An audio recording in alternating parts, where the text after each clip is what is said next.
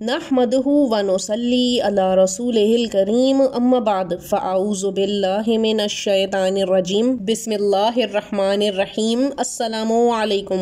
अगर आप रमज़ानुल मुबारक में कुरान करीम की तिलावत कर रहे हैं, कुरान मजीद पढ़ रहे हैं, तो आपने इन 3-4 गलतियों से बचना है और इनको हरगिज़ नहीं करना, क्योंकि ये इतनी बड़ी गलतियां हैं कि आप चाहे पूरा कुरान ही पढ़ कर क्यों ना ख़त्म कर लें और समझें कि रमज़ानुल मुबारक की वजह से 10 ख़त्मुल कुरान का सवाब आपको मिल गया है, लेकिन आपको एक भी हरफ पढ़ने का सवाब नहीं मिलेगा। उल्टा कुरान मजीद इस तरह से कुरान पढ़ने वालों पर लानत भेजता है। साथ ही आप शदीद गुनहगार भी होंगे। आपने तवज्जो के साथ हमारा आज का ये बयान सुनना है, क्योंकि रमज़ानुल मुबारक का महीना है और हर मुसलमान की कोशिश होती है कि वो ज्यादा से ज्यादा कुरान पाक पढ़ कर ख़त्म करे और सवाब हासिल करते हुए अपने प्यारों को और मरहुमीन को भी इसका सवाब बख्शें। लेकिन इससे पहले हम आपको एक हदीस मुबारका जो कि कुरान पाक की फजीलत के हवाले से है ज़रूर बताना चाहेंगे। हदीस पाक का मफहूम कुछ इस तरह से है कि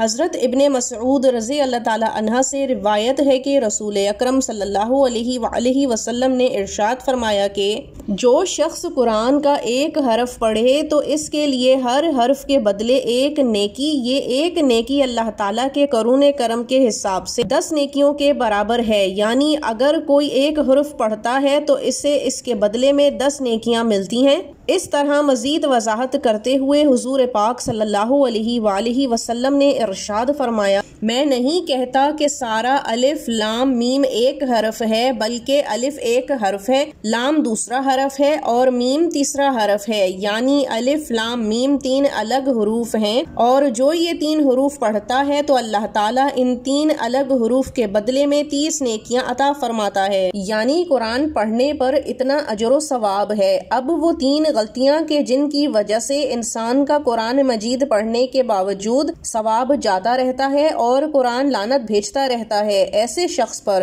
तो पहली गलती ये है कि बाज़ औक़ात लोग इतनी तेजी से कुरान करीम पढ़ते हैं कि किसी दूसरे के बिल्कुल समझ में नहीं आ रहा होता। इन लोगों की तिलावत करने की स्पीड इतनी तेज होती है कि हरफ ही सही से अदा नहीं हो रहे होते या अल्फाज चबा चबा कर बोल रहे होते हैं। सामईन गिरामी, जब तक कुरान पाक के अल्फाज को सही से अदा नहीं किया जाता तो जिस तरह अल्फाज को पढ़ा जाता है उसी तरह से उसके तर्जुमे के मायने भी बदल जाते हैं और ये कतई गुनाह है और इस तरह कुरान पाक पढ़ने से कोई सवाब नहीं मिलता। याद रखिए कि कुरान करीम को इस तरह पढ़ना चाहिए कि हर एक लफ्ज निखरा हुआ हो कि पढ़ने और सुनने वाले को सही से समझ में आ सके। लिहाजा जब भी कुरान पढ़ें तो बस इतनी रवानी या स्पीड रखें कि हर एक लफ्ज निखर कर पढ़ा जाए। अब दूसरी तरह की गलती उन लोगों से होती है जो कि कुरान करीम को अखबार की तरह से पढ़ते हैं। यानी कुरान करीम इनके सामने खुला हुआ होता है लेकिन वो जुबान से अल्फाज अदा नहीं करते, बल्कि दिल ही दिल या जहन ही जहन में कुरान करीम को पढ़ रहे होते हैं। जबकि इस तरह से कुरान पाक पढ़ने पर किसी भी किस्म का सवाब नहीं है,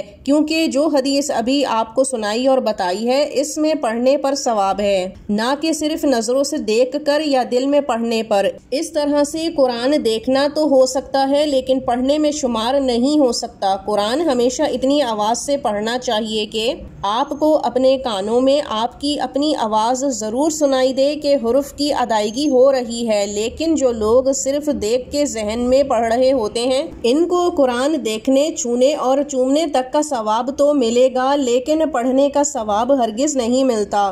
अब तीसरी गलती इन लोगों से होती है जो लोग कुरान करीम को जुबान से अदा करके नहीं पढ़ते लेकिन इनकी जुबान जरूर हिल रही होती है, जैसे कोई सरसराहट या भिनभिनाहट की आवाज हो रही हो, जिससे कुरान पढ़ने और सुनने वाले को ये कतई तौर पर पता नहीं चलता कि कौन सा हुरूफ अदा किए जा रहे हैं, कौन सी कुरान की आयत पढ़ी जा रही है या कौन सा पारा है। इस तरह से भी कुरान पढ़ने पर कोई सवाब हासिल नहीं होता। कुरान हमेशा इस तरह पढ़ना चाहिए कि باقاعدہ طور پر ہر ایک لفظ صحیح سے ادا ہو، اس کی ادائیگی سمجھ میں آئے، اور ایک متعدل روانی کے ساتھ یاد رکھیے معزز سامعین کے قرآن کو کسی بھی صورت جلدی پڑھ کر ختم کر لینا مقصد نہیں، بلکہ اچھی طرح سے عربی کے ساتھ پڑھنا قرآن کریم کا حق ادا کرنے کے ساتھ مقصد ہے، اور اصل ثواب بھی اسی پر ہے، بجائے اس کے کہ آپ کسی تیز گام کی طرح 10 قرآن ختم کر لیں جس پر کوئی ثواب نہیں، یا پھر ایک قرآن اچھی طرح سے پڑھ کر ختم کریں